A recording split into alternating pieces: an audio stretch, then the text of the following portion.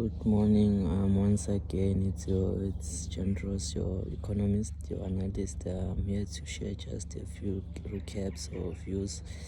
The eurozone has now increased. Their inflation is above their target. The target is usually 2%. However, now it's at 2.5%. It was released, so the inflation is a bit due to the oil prices. The oil prices are still increasing.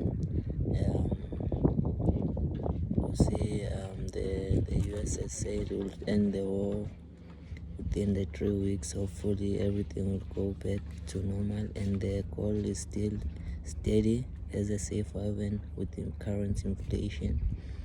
And then we take a look at the most profitable banks in the world, and you will see a link between the profitable banks with the economics.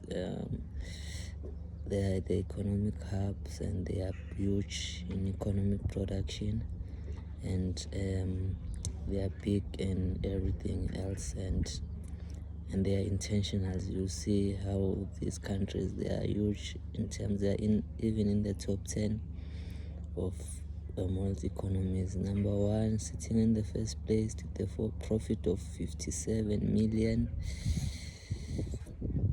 it's JP Morgan Chase. And then number two, it's ICBC from China, and then JP Morgan USA, and then China Construction at 37, around 37 million in profits. And then we look at agriculture, Bank of China, which is at number 4. It's sitting at around 32 million in profits. And then Bank of America is sitting at number 5. And then we see at number 6 is China Merchant Bank. It's sitting at 26 million. Then Bank of China is sitting at 24 million, and Wells Fargo USA sitting at 20 million, and Goldman Sachs is sitting at 16 million, and then Morgan Stanley at 16 million. These are profits, estimated profits for the past year. These are big banks. If you can see that these are the two economic powerhouses, the US and the Chinese. So that's where there's no development that can happen without the backing of banks. So we need to reconsider how the financing will happen.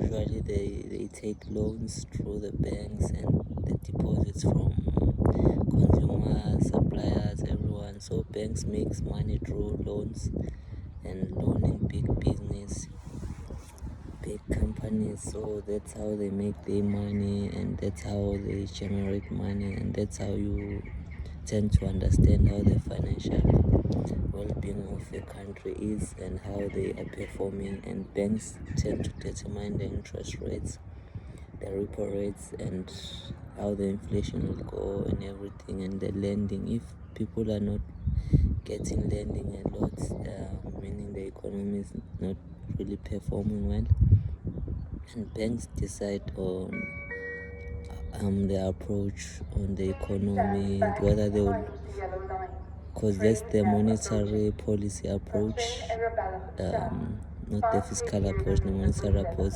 focuses on banks and how they manage the repo rate, the interest rates, and this gives purchasing power to consumers, investors, and in the economy. So this is the brief summary of today's video, and thank you for listening. This is Gentroos, your economist. Thank you.